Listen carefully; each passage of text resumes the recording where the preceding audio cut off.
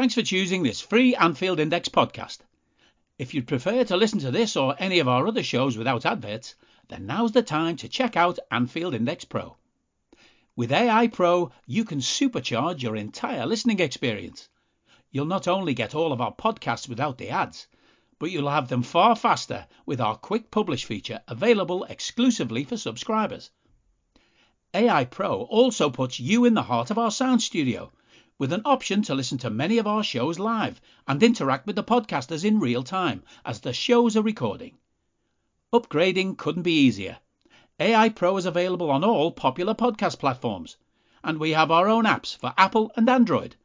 Just head on over to AnfieldIndexPro.com and get started today. Hello and welcome to the Anfield Index Podcast, broadcasting to you from my house in a field in beautiful rural Ireland. Made it a bit more beautiful this afternoon by actually cutting my grass for the first time of the year. I am Trev Downey, and I'm joined by Marie Hanahan and Kam Brainch for yet another Liverpool-based chit-chat show. You know what to expect at this stage. And because of the time that's in it and the occasion of the year that it is, I thought I might have yet another little bit of Tommy. I'll give him a rest after today. But Mr. Tiernan is really on point here with Ireland and St. Patrick's Day, and I thought, it's pretty opposite and ironic as well, because on St. Patrick's Day this year, I was 7 or 8 days into a 100-day run of stuff, which meant I couldn't even have a St. Patrick's Day pint. So instead I was out toiling on the land and trying to get myself ready for growing some stuff this year again. And it was wholesome in a way that I've never had a St. Patrick's Day before. However, I heard this little clip from Tommy and it made me really want to just jack it all in and go for a pint. Here we go. I like alcohol as well. That's important, isn't it? It's important. It might be even vital to relax. Just be able to fucking relax. No matter how serious things are getting, to be able to calm the fuck down. Take a break. I think Irish people we're very sensitive to this, which is why we put St. Patrick's Day in the middle of Lent.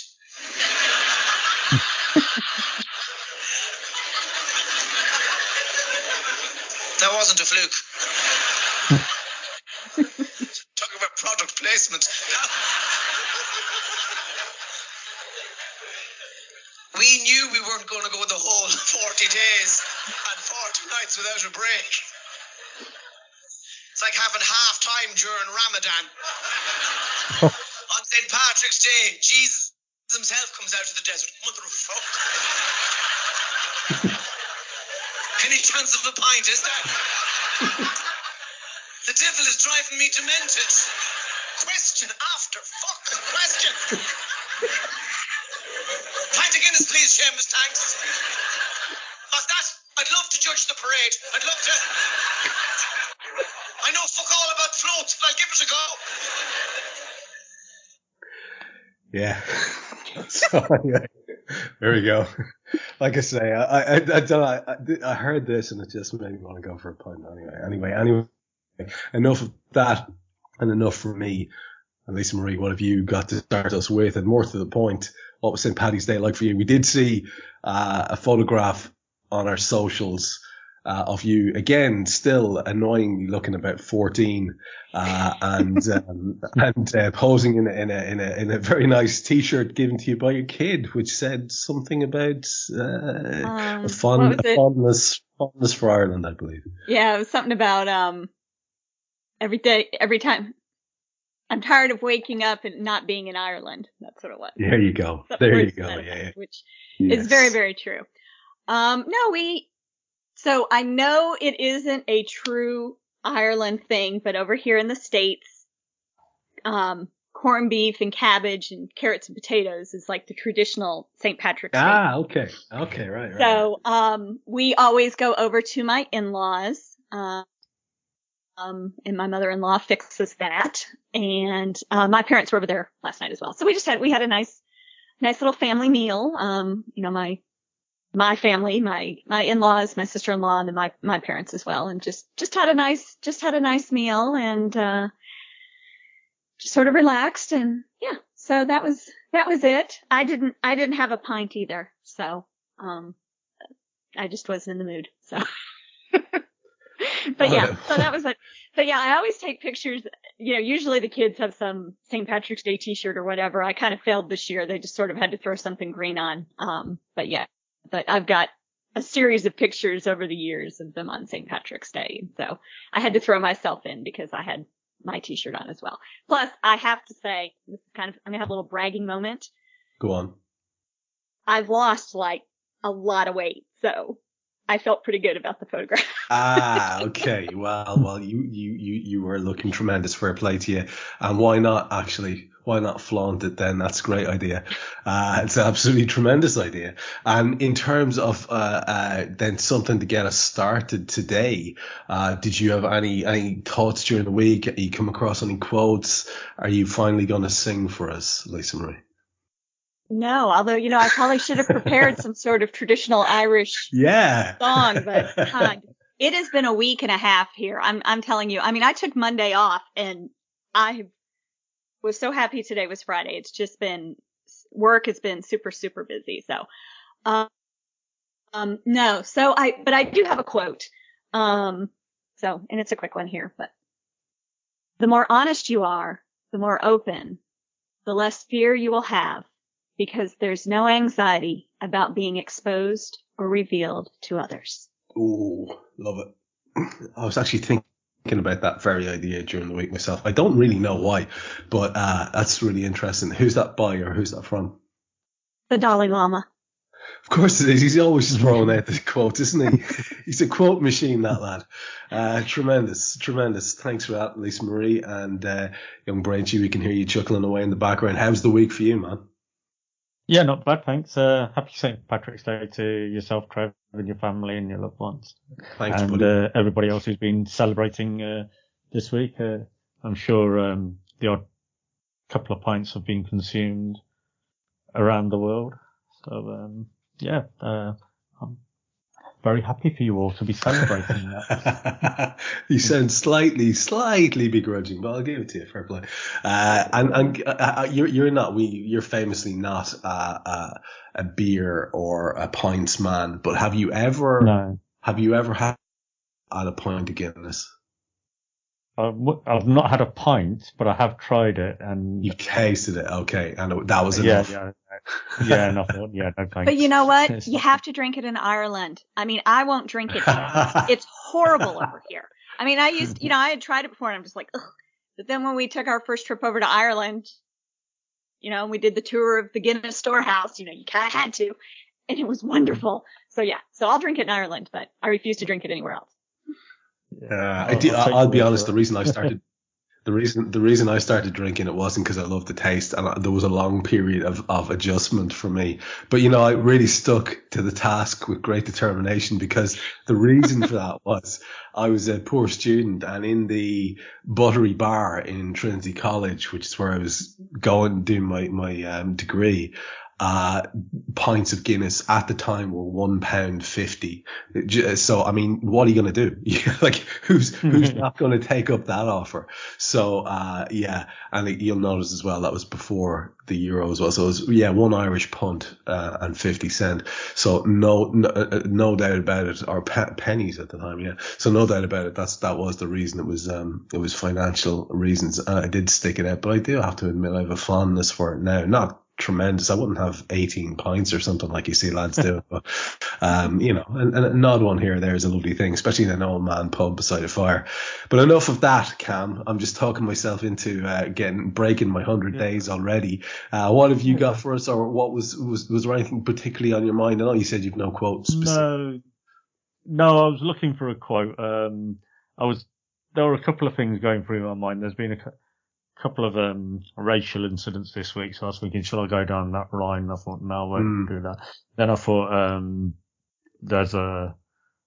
the Arsenal fans were generally quite arrogant, so I was trying to find a quote about arrogance that sort of summed up of how I felt the Arsenal fans have been this week, and I couldn't really find anything suitable, so I unfortunately this week I don't have anything to start with.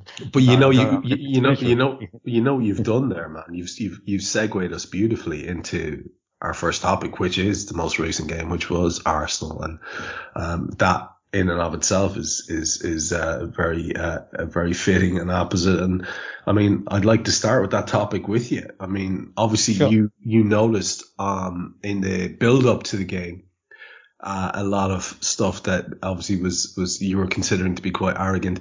I only saw it in the aftermath, I'll be honest with you, because I tend to avoid match build up like the plague. I will not be on the social media much on the day of a game if I can avoid it, because all you're going to see, Kam, are like combined 11s and people talking nonsense, and by far the worst period of the pre-match for me, and by far the most important part to avoid, is the immediate pre-match stuff on the TV, because that is just a load of puffed up, sort of empty-headed people talking who should know so much better about the game than they do, but they don't seem to.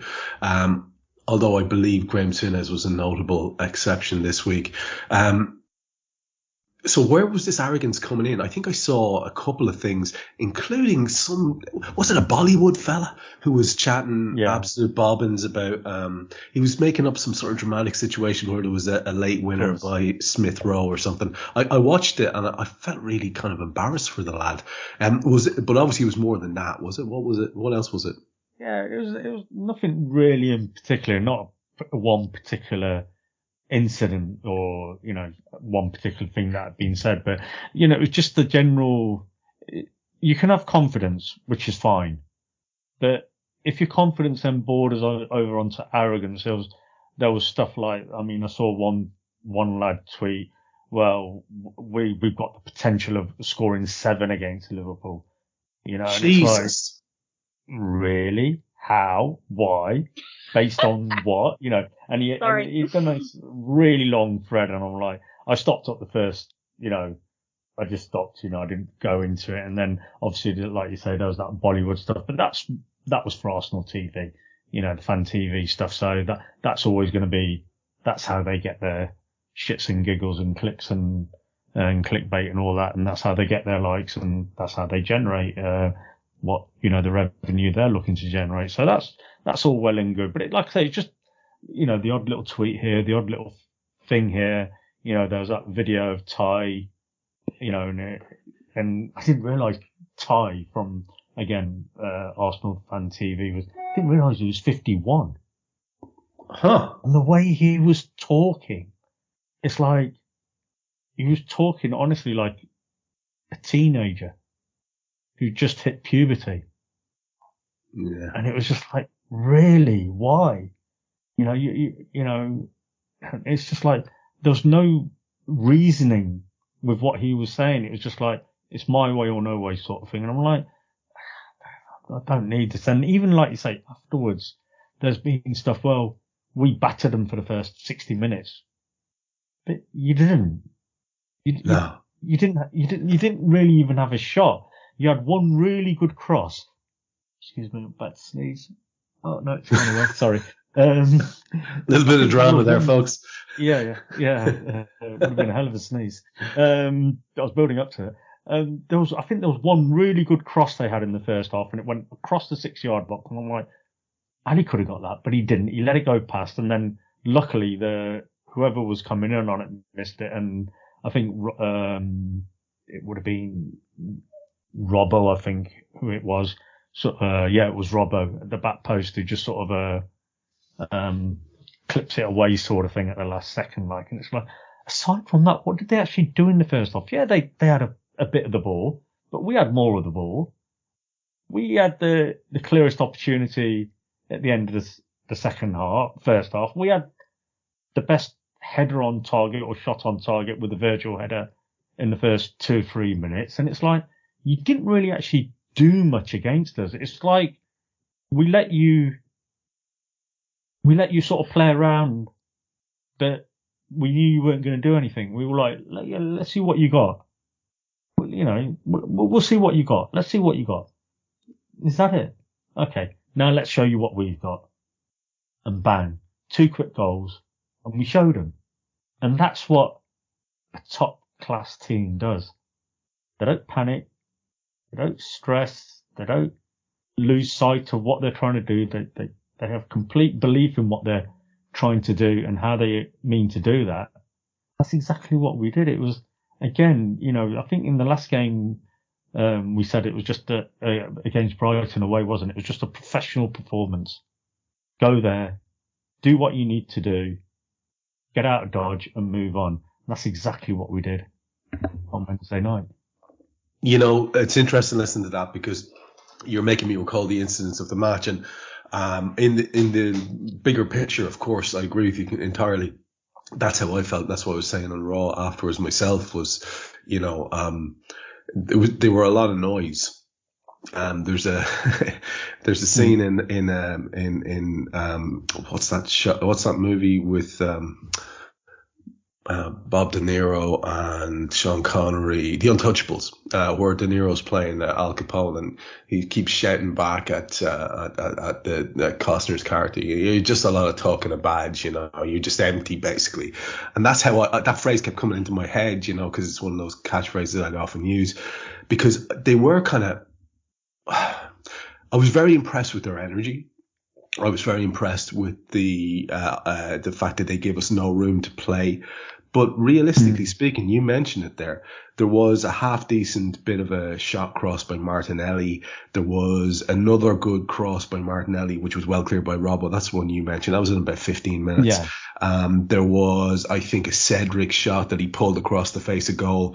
And apart from that, there was a Xhaka shot that if you had been listening to Martin Tyler, you would have thought was just narrowly past the top corner. It was a haymaker. It was miles wide. It landed on the 6-yard marking on the byline. That's exactly how close it. Yeah. That was the threat that they carried. And yet we, you know, needed a fantastic stop from a Virgil set piece, from a set piece where Virgil heads right into the corner. And, you know, in the second half, and at the beginning of the second half, there was that brilliant save from Mali, obviously, you know, from the Thiago era. Exactly. But that was it. Up until that point, that was it. That was the culmination of them battering us. But they're not looking at what we did to them. No, the Odegaard shot, which required that brilliant save by Ali, as you say, was gifted to them by a fucking insane pass by Thiago. Like, and again, apart from that, it was one Martinelli shot across before that. And look, they had no sooner done that than we're going bang, bang in the space of, what was it, about 8 minutes. About 2 minutes after that Odegaard shot, 8 minutes in total, we are 2-0 up. And Lisa Marie, the way in which we went 2-0 up was so gratifying. The goal from Jota itself was just fantastic. And like I said to the lads in Raw afterwards, the best part about it was you felt you could celebrate it because there was no real danger of it being called offside because the way the play had progressed. And then he makes the ruthless substitution, takes the goal scorer off because he had been having a bit of a poor game. As you could, it's a charge you could level at a lot of our front men, you know, in terms of their general form over recent matches. So it was a matter of like, who are you going to take off? And then Bobby Firmino comes on, starts to really make us tick, and finds himself a couple of feet out, tapping home from a beautiful, wasn't it a Robbo cross? And you know, I don't know what you were thinking, Lisa Marie, but that 1-2 punch, all these boxing metaphors kept coming into my head, and I don't know if you noticed, and I don't know if you heard Raw afterwards, but I came out with one, Jim came out with one, and Dave came out with one, and we weren't trying to coordinate. It was just, and we weren't mimicking each other either. It's just, it felt very much like that, and pretty much what Kam has just said too was just like, okay, what have you got? What have you got? Boom, boom. Okay, good night. It felt very much like that, didn't it? It did. It did very much. And you know, I missed the first couple minutes of the game, probably maybe 7 or 8. And you know, I was just like, all right, guys, come on, let's sort of kick it up a gear. Cause it felt like we were kind of sitting back a little bit, just waiting to see what they were going to try to bring to us. And, so I kept kind of, let's kick it up. And they definitely did it in the second half. Now, Trev, I mentioned to you that I was back at the restaurant where the official supporters club, Liverpool supporters club, watches the matches. And that's ironically where I watched the Arsenal League match, back in November. And so I went again this time. I felt like it was good luck. And I was there with my husband and one of his colleagues who is also a Liverpool supporter.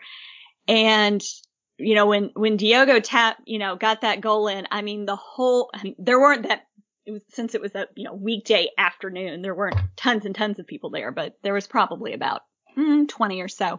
And everyone just broke into Diogo's song. It was just fantastic. It was just so fun. And then of course, whatever it was, 8 or so minutes later when Bobby scored, then, of course, here comes his song. And it was then stuck in my head for the next 2 days.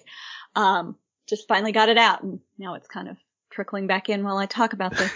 So anyway, so that made it kind of just a little more interesting of a match, I think, for me, just because I was watching it with a group of people and, we were kind of commenting back and forth on things. But it really felt like we brought it up a level in the second half, okay, we're going to just put y'all away. And as you said, I did catch all the boxing metaphors on Raw. And that really sums it up nicely, though, because it was. And then it was just sort of like sit back and see the game out. Which we did, which is fine. That's fine, because with the run of games we've got going on and the amount of minutes all these guys are having to play right now, if you don't have to play at that high energy level, then they kind of need to sort of, I guess, conserve energy, if you will. The biggest takeaway, of course, was for me afterwards was, the feeling that this thing might actually be on, the fact that we closed in to within a point after City had their really bad result where they dropped 2. Nobody would have foreseen that. And now the reality of it is, were we to win all our remaining games, we would be champions. And that's an exciting thing to think about. It's obviously a highly unlikely thing to happen, but it's an exciting thing to think about. Absolutely. And were we to beat Manchester City, you give yourselves a little bit of wiggle room there, perhaps, to even have one other setback or one setback of some sort. So look, I suppose the excitement levels went up a notch with me because the reality of what was possible started to dawn. And then today, with the FA Cup tie, which is a quarter-final, let's not forget, looming, it's Sunday afternoon against Nottingham Forest. We got some news, a double whammy really, about injuries. We heard that Trent had a hamstring issue and that Mo was unlikely to play as well because Klopp was vague enough, but he said he felt something, the same injury that had prevented him from starting the Arsenal game. So there's a couple of things. That Arsenal match against a team that are very much in form and very much out with something to prove and to give that arrogance that the fans have a reason to continue. That should have been a real banana skin. And I love the fact that it wasn't. But Kam, I have to say, with the best will in the world, a lot of people massively underestimate the effect of Trent Alexander on our team. And the lad is clearly a world-class footballer in many ways. It was very gratifying to see that after the initial few moments with Martinelli, that he really started to pull him in his pocket as the game went on. And I thought overall it was a lovely battle between two very skilled players. And it was really irritating to listen to the likes of Gary Neville perpetuating bullshit about how Trent can't defend. And even more gratifying to see Kloppo coming out and talking about how he knocked down anyone who kept that going along, because you don't need to be genius to work out who it is, or so these are all good things. And now we find that we could do without, we will be without him for at least a few important games. And hamstring is very vague at the best of times. The ballpark figure most people talk about is 4 to 6 weeks, and who knows? I mean, we're incredibly vague giving out details about injuries at the best of time. And the Mo absence now as well, it just felt a little bit of a leveler to me, because Jurgen was talking about, and this is where I'm driving this, there is a question at the end of this. Jurgen was talking about Jimmy Milner, as the first option. And then he went and said, well, maybe some of the young lads, or, Joey Gomez. And I was quite struck by the pecking order there. That made little sense to me, unless he was talking about it in the context of the FA Cup game alone, because I would have thought an excellent defender, which is what Joe Gomez is, would at least be a good option at right back. A lad who probably wouldn't get skinned as often as Jimmy Milner will, would have been the obvious option. And I have another little haymaker to throw in at the end here. I was talking to Cy Brundish on Twitter very briefly today, and we were both of the opinion that, like, for us, the first choice that you put in there would be Jordan Henderson. Not because he's a tremendous defender, but because he's got that mobility up and down the flank. If we're looking to replace that side of the game, and he can occasionally put over a decent cross and stuff like that. So, a lot for you to unpack there. What do you make of the Trent thing and the potential replacements? Okay, firstly, going to start with the quote by Klopp, and I think a lot of neutral fans, let's say, would say that this season a certain Manchester City player, Mr. Cancelo, Joe Cancelo, is that the one? Yep. Yeah. I'm not. Does he play left back, right back? I mean, he seems to flip between the two, doesn't he? I think he's predominantly a right back, isn't he? Was he a left back? Tell me, help me out here. I'm confused. I know Kyle Walker is obviously. I think he plays either. I mean, I think he has been playing primarily left back. Yeah. But I guess. Anyway. People acknowledge he's a good defender, right? That's the general consensus among everybody, the neutral fans, let's say, and the Man City fans. He's a really, really good defender.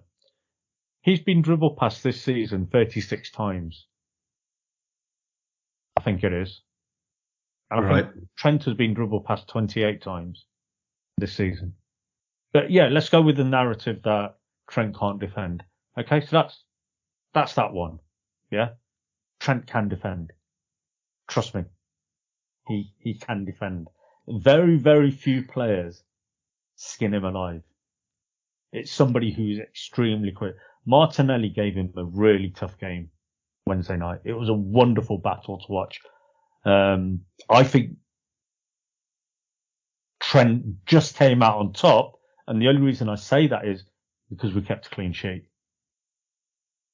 At the end of the day, Martinelli had, one shot aside, which went past the post towards the end, and one run where he did the nutmeg on Hendo, and then put the cross in, and John Matip cleared it, who I thought was magnificent. Sorry, on Wednesday, was my man of the match. Martinelli, he's a wonderful football player, quick, skillful, extremely talented, a joy to watch. So it was a fascinating battle.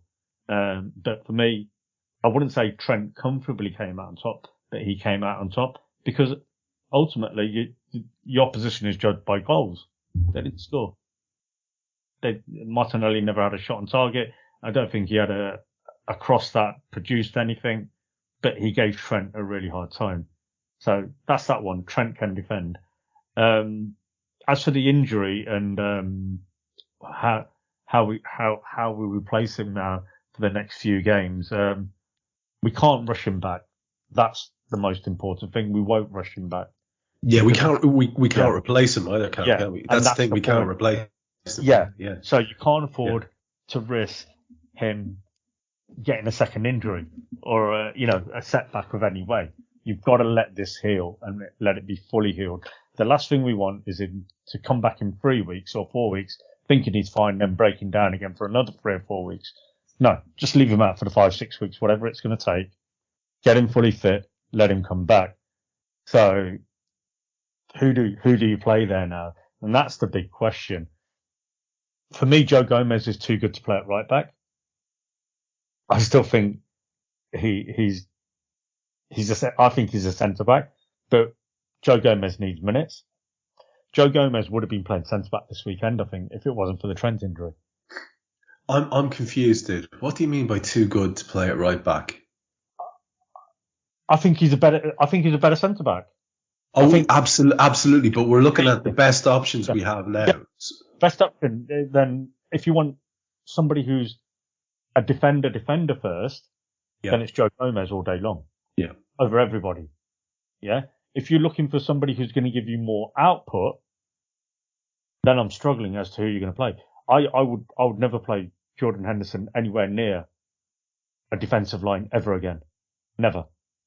After seeing him centre back, I know right back is different. I know he hasn't got the legs for a start. I think his legs are going. He's really. I think his legs are going. I don't think I've seen him too many times this season. I don't know if it's because he's still coming back from the injury he had towards the end, that he had previously, and he was still finding his feet, still getting his form up. But there's been too many times this season players have just run off Hendo, and they've been doing it for a long time. And that's different when you've got the game in front of you. I always say this about Jimmy Miller. When you've got. He's poor defensively. He's always has been. Yeah. Well, you would need to compensate by having a strong defensive minded person on the right side of midfield. You would have to do that. And then, so who's that going to be? Yeah. So there's a bit too much moving around, getting on there. Yeah. We should learn the lesson from last season here. Yeah. Well, obviously, if Jimmy Miller had the legs, he'd be the guy. You would want him there. Yeah. So you either play because it's Nottingham Forest on Sunday. Yeah. Who's the youngster that they've played a few times at right back? Is it Owen Beck? Owen Beck. You can either go with Owen Beck. I think it's Owen Beck. You can either go with a youngster or you go with Joe Gomez. You don't have anybody else there. I mean, Milner's, I know it's, I'd rather Joe Gomez played that right back just to get him some match minutes. Yeah. And, I think that's more important. Milner's not, again, he hasn't got the legs for 90 minutes. Yeah, you could even start Joe and then maybe bring Milner in if you needed to. Yeah, if you feel that, Joe Gomez, you want to help his manage his minutes and build his workload up, chronic load, I think is the technical term. So it's one of those, like I say, I wouldn't be, I heard somebody shout out Ox today. Again, we need to learn the lessons from last season. Moving midfielders back into defence cost us. So why is nobody mentioned? I think that the person you're both talking about is Connor Bradley, though, right? Oh, maybe that's right. I think it's Connor Bradley. It is Connor Bradley. But why is nobody mentioned? Why is nobody spoken about the potential for Ibu Konate, who's mobile and a brilliant defender? Why is it Joe? Why is it always just Joe? Why if Konate is not going to be in the first team as a centre half? I think again, Konate you can see is completely established now as a centre back. I don't think you'd ever consider playing him as a right back. Well, you would if you don't have a Joe right back. Has played right back on quite a few occasions. But Kam, you would if you don't have a right back, and we don't have a right back. That's the reality of it. So if you're going to say, Joe is ahead of him on that respect because of the number of times he's played for Liverpool as right back. Right. So Joe would be your favourite then going into these games for however many games it happens to be. And why would you? I'm just going to ask you the obvious question, and then I'll pop the same question to Lisa Marie. Why is it that you're not going straight away to Jimmy Milner like Kloppo seems to be. I don't think he's got the legs. Yeah. In terms of just playing 90 minutes. I mean, we've seen now in the last, since we've got the midfield back, the midfield options available, Milner is best on the bench, coming on the last 10, 15, 20 minutes and just doing what James Milner does. To start him, I think I'm not saying he can't do a job, and I'm not saying he couldn't do a job on Sunday against Nottingham Forest. I'm not trying to be disrespectful, but Nottingham Forest are a quite good football team. They're doing quite well in the Championship. They're not the worst football team in the world. They are going to give us a hard game on Sunday. Trust me. They won't. Yeah, they will give us. It's going to be, it's at the City Ground. They're going to be pumped up. The crowd is going to be really behind them. They're going to treat it like a Premier League game. It's their cup final now on Sunday. So we need to put a reasonably strong team out. It's not going to be one of those where, we're playing Shrewsbury Town and we can play a load of kids. No. Right. Well, let's get back to that concept of the strength of the team in a second. And Lisa Marie, let me get you in on this question as well. I mean, why not? Why is it that, or maybe I'm jumping the gun here. Like, who would be your preference first? And then what is your take on Jimmy Miller? I know we're both very fond of him as a player. And I think he's great when he's got the game in front of him. So if we're in possession and dominating game or whatever, if we're looking to hang on to a lead, he can position himself behind the ball. Once the game is ahead of him, I think he's great. I genuinely have loads of time for him. But if he gets turned around, there is no recovery pace there. I mean, there's barely any pace going forward in James at this stage. We know he's got great endurance and a great engine, but there's no recovery pace. And that could really, really cost us in what, Klopp himself has referred to them as finals. It's not a cliche. Every game now till the end of the season is a final, because every game, if it's won, could lead to something spectacular at the end of it. So what's your preference given all of those various sort of factors? Joe is my preference. And that's, I think it's because of his pace and his recovery pace. Yeah. And leaning into the fact that he has played that position from time to time, but also, and if it looks like he's going to need to fill in there, until Trent is back, then I do think, depending on the game and how it's unfolding, you start Joe there. And if you're trying to manage his minutes and all, maybe you do bring James Milner in if needed to kind of see the game out from that position. But as far as Sunday, I mean, Milner wasn't available Wednesday, and I can't remember if he was the previous because of illness. So if he's coming back from an illness, you probably don't need him potentially trying to play 60, 90 minutes. I don't know what illness he had. He didn't say, but just, that's a different type of recovery or, than from an injury. So yeah, my preference is Joe to start. And, and again, and this is the last game that we're playing before the international break. So even if Joe does have to play the full 90, he's got, plenty of recovery time. And yeah. So yeah, Joe to start and either, bring Milner in if needed or necessary, if he's, assuming he's available. Do you remember, guys, when we needed James Milner to come in at left back? Do you remember that? We needed him. Yeah. Yes. For a long run of games to come in at left back. So I ask you this question. I think it was. Yeah, and he was consistently very good. He was. He was. But that was like what, 4 or 5 years ago? Well, I've got to ask you this question. So Jimmy Milner is a predominantly right-footed footballer, very much one-sided in that regard. But he played on that left flank in a very efficient and useful fashion for us.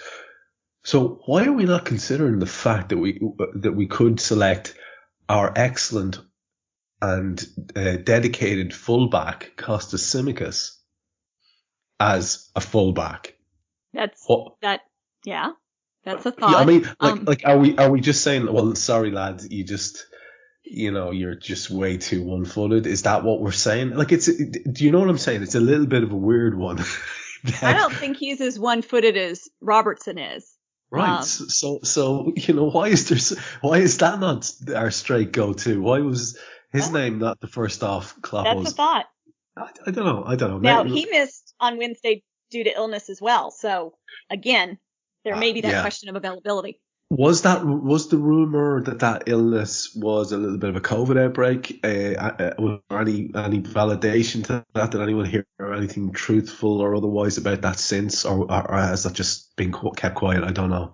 I think somebody might have suggested it, and I want to say, and I think it was this instance where Klopp kind of gave there's other illnesses other than COVID, Okay. As I have said to people. So I mean, it is that time of year where, sometimes you just get a cold and, you feel horrible and don't need to be running up and down a field for 90 minutes, potentially in the rain or whatever. So yeah, I mean, that's, I hadn't even thought about that, but you're right. I mean, why not put Costas over there potentially? I saw Robo play on the right for Scotland at some point, and it was horrible. So I would never. I had to pick between. They had him playing. They had him he was a wing back, but yeah, he was on the right, and I think Tierney was on the left, and it was not pretty. So, definitely don't put Robo over there. Yeah. What do you think about what about that, Kam? For that, just as the last word on this, like, dedicated fullback in the squad, we know how good he is. Do we just not play him there because we're that worried that he wouldn't be effective because he's too one-footed? Why is he not even part of the discussion? I could be wrong, but I'm sure he played a couple of pre-season friendlies at right back. Right. Oh, there you go. I could be wrong. But I'm sure there's something, running around in the old brain cells saying he has played a couple of games. And I don't know if that was just to see if he could do it, how he would cope, or if it was just due to availability of players. And again, but we got players. We've got a player who can do the role, and we know can do the role, and played the role just a couple of games ago few games ago. So it is the obvious choice. I don't think there's any, unless you're going to play the kid, Conor Bradley, did you say it was? Yeah, I'd agree with you. I think Joe's the safest choice because he is the most reliable defender. And then you just cut your cloth accordingly going forward and maybe make a little bit of a nod to that in the midfield selection. I think it's as simple as that. You would fear though, wouldn't you? If we're going to have a couple of games without Trent and Mo for that whole flank of the team, because those two guys together are so bloody important to us in every regard. That it's just a sort of deadening it's a bit of a gut punch that we're going to miss them.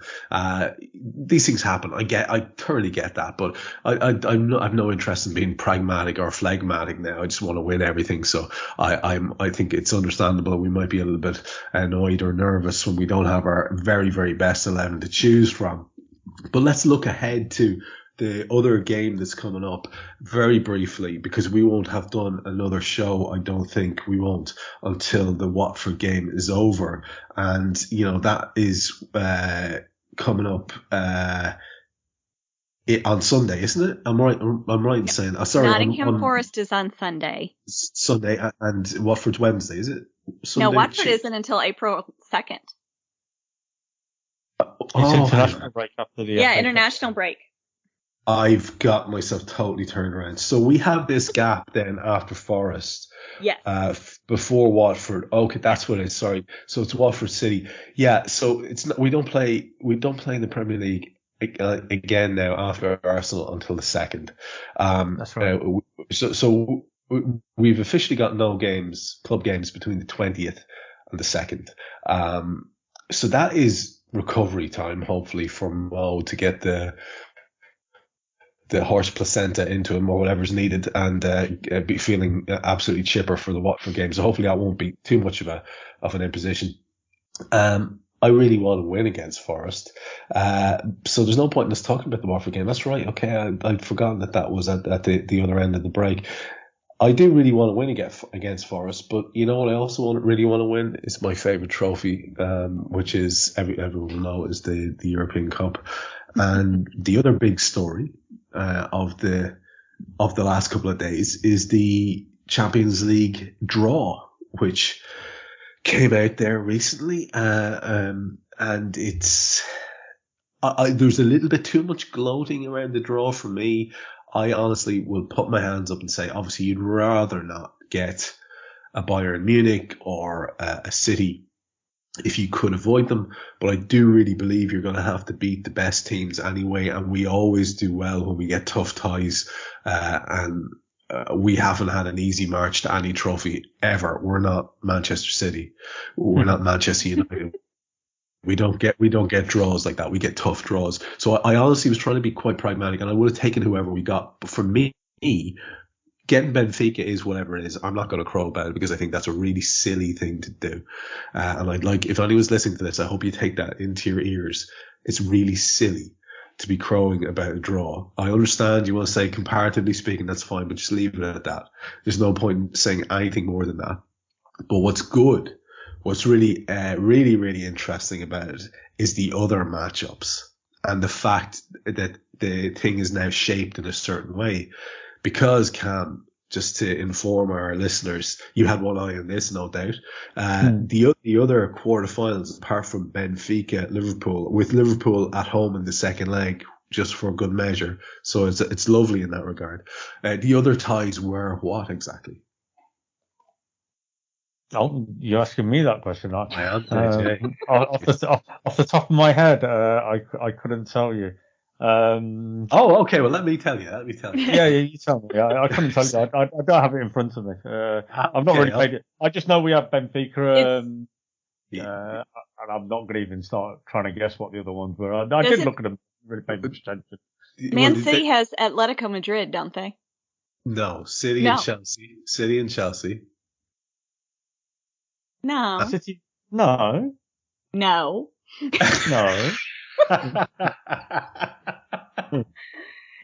Oh my God. We are in the opposite end of the draw. This is great radio, you know. We are in the opposite end of the draw to both City and City have Atletico. You're right, ladies and gentlemen. Pardon me. City have Atletico. Bayern got Villarreal, and Chelsea have Real Madrid. That's what it was. And City we are and Chelsea we're in the opposite play each half. other in the semis. Yeah, we're in the opposite half of the draw to City, that is Atletico, correct. Chelsea, and Real. However, if we get through, it's Villarreal or Bayern. So this is the thing. So let's not, again, don't get too excited, because I would have thought the best team in it, apart from us, in terms of European tradition and chances of actually winning this trophy, is Bayern Munich. So we would have to overcome them in a semi. Were we lucky enough to get past, or good enough to get past Benfica in the quarterfinal? Yeah. So, but what I do like, I have to say, is that we will be avoiding playing either City or Chelsea until the final, should we be good enough to reach that final. Because I don't like quarterfinals and semi-finals against teams from the Premier League. They feel icky. Whereas a final, it is what it is. You have to win it. There's no two ways about it. It's a one-off game. I don't like the idea of a two-legged game. And Kam, you have actually said, just to bring it back to you again, seeing you let me down so badly there in the draw. Dude, what the hell, man? Don't ask him any questions. You said before that you would like to avoid City over two legs. So you've at least got your wish here on that. You know what I mean? If we're going to play them, it'll be in a one-off game if we're both good enough to get to the final. So that in and of itself is quite interesting. The way the draw has been divided out and the run that we might have, it's exciting stuff, man. And it does make you feel like it's still a real possibility, doesn't it? Yeah, I mean, Benfica's going to be a tough game. Let's not kid ourselves. They've got to the last 8 on merit. Every team in there now is there on merit because they produce goods. Benfica helped knock Barcelona out in the group stage.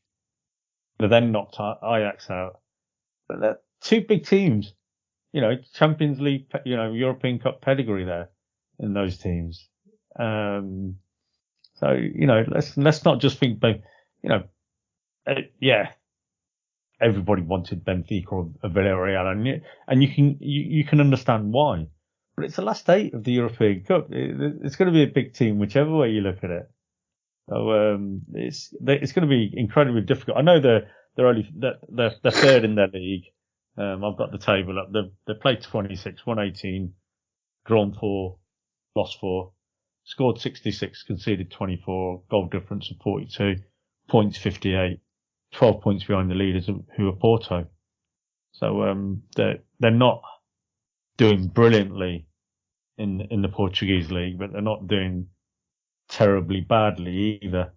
So yeah, I do recall back in 2014. I remember after when we were defending champions, 2005, 2006, and we had that little glitzy kit that we got especially for the Champions League, with like little gold bits on it and stuff, and everyone's getting very excited. And we had Morientes in the team, and everyone's getting very excited. And we went out to Benfica, if I recall correctly, in the first of the knockout rounds. Whereas when it's Porto, we just seem to beat the shit out of them all the time. Yeah. So it's definitely not our happiest Portuguese team. But look, it's like you said, that's the point I was trying to make. It doesn't matter. I don't want to be crowing about who it is, because you got to get past them. Regardless, but I am glad to see the others in the other half of the draw, I have to say, and I am glad to see, I think Atletico will really rattle City over 2 legs, and I think Chelsea will do very well to get past Real Madrid, not because Real Madrid are the best ever Real Madrid, but just because it's going to be a big ask, and that's good, because you almost as much as always wanting your team to do well, it's innate in you, isn't it, as a fan, to not want others to do well. I've never understood that. Like, the kind of people who say, well, I hope one of the English clubs win it. What? No. What the fuck is that about? No, I hope none of the English clubs win it if we can't win it. I've never understood that. It's such a weird way to think about the game. Anyway, we are kind of... Sorry, Kam, I was going to say, the only thing they could possibly be wanting English clubs to do well is to keep the coefficient numbers, so we keep 4 Champions League places. That's the only thing you could want here. I mean, you've got 3 English teams, you've got 3 Spanish teams, and a German and a Portuguese. So you can see, which leagues are the strongest leagues straight away. It's the English and the Spanish leagues. But you got to think it, logic. I think, I think there's 5 teams there, realistically, who've got a very good chance of winning it. 4 to 5, and we're one of them. Yeah, well, we're one of those, and it's exciting, and apparently, what it means is that the biggest dream of all is still alive, and like I've said to you a million times, I don't care how airy-fairy it is or how unlikely it is, the fact that we can still be talking about it on March the 18th is a very exciting thing indeed. So we are starting to edge towards that time where we're on for an hour, so I want to let people kind of have that sort of predictability around the length of the show. So we should start wrapping it up. So basically, I'm wondering, is there a specific topic that either of you wanted to talk about? And if there isn't, can we just get a final thought from both of you? Did we leave anything on the table there that either of you wanted to really talk about this week, which is Liverpool related? No. Okay, that is enough. I think we got it. Okay, so with that in mind, then, what, if anything, would you like to sign off with? I'll start with you, Lisa Marie. I have a closing quote as well. Oh, quote-tastic. Excellent. I love it. Now, I did consider reading an excerpt from my son's latest essay masterpiece, but I really couldn't find it. he didn't really go. It was a argumentative essay on The Great Gatsby and gender roles, but really couldn't find quite the right thing without having to read something very lengthy. So we'll just have to save that for another day. Yeah, unlucky Junior. Never regret a day in your life. Good days give happiness. Bad days give experience. And the worst days give lessons. And the best days give memories. Well, that's gloriously optimistic. Who's the author of that gloriously optimistic take on life? I don't know. It's unknown. Oh. It's unknown because if they were to say it to your face, you would probably challenge them. Because I have had some days from which I've learned absolutely fucking nothing. Thanks very much. But I do really appreciate the sentiment. Kam, anything from yourself to sign off with? Yeah, just a sentence. On this 101st FA Cup final day, there are just 2 teams left. Ooh.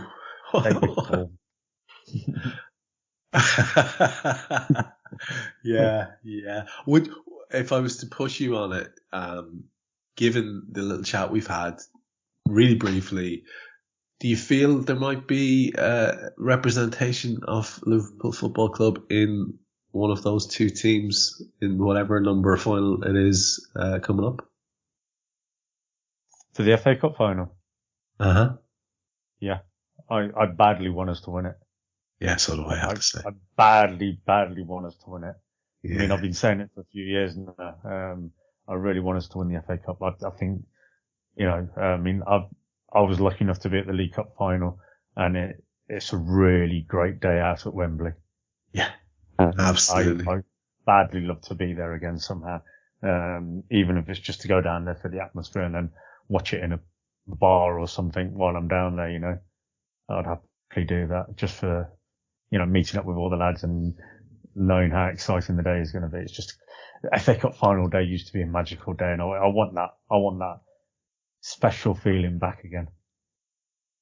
Couldn't agree more. We will be back with you for all those special feelings that we can try to create for you in our next show. And we will also be doing that show in that kind of international fortnight limbo. So if there's anything that you'd like us to talk about, I will remind folks on Twitter before we record next and I might get you guys to retweet it as well. So we might try to encourage a little bit of audience interaction, because we won't have anything specific to talk about except to look back on the Forest game, and then probably another one then again before we even get going properly in the Premier League again. So if you have anything that you'd like us to talk about, be thinking about it and have a look out for the prompt, and I will ask you just that question around about show day or the day before. So we should start wrapping it up. I want to thank Kam and Lisa Marie, and I want to tell you that we are very much appreciative of your ear holes, and I hope you are enjoying the show on an ongoing basis. We'll continue to do it for you as long as you enjoy it. If you do enjoy it, please spread the word. Spread the word also about Anfield Index and Anfield Index Pro in general. And if you can at all, try to swell the forces that are gathering around this particular channel. We are very, very happy with what we do here and very, very proud of it, and anxious that more of you would experience it. So if you get a chance at all, please do mention us to somebody else if you enjoyed the show. And like I said, we'll be back with you very soon. We hope you enjoyed listening to this Anfield Index show. Please be sure to subscribe to our channel so future podcasts find their way to your device automatically. There's nothing quite like fan engagement, and we'd love to know what you think of anything discussed on this show. The best way to get in touch is over on our free Discord community, where both podcasters and listeners debate the hottest LFC topics 24/7. Sign up free now at AnfieldIndex.com/Discord. You won't regret it. You can also follow us on Twitter at Anfield Index, and find us on Facebook by searching for Anfield Index. Oh, and before you go, We'd love it if you could leave us a 5-star review on your favourite podcast app. It only takes a couple of seconds, and it means the world to the people who create these free shows.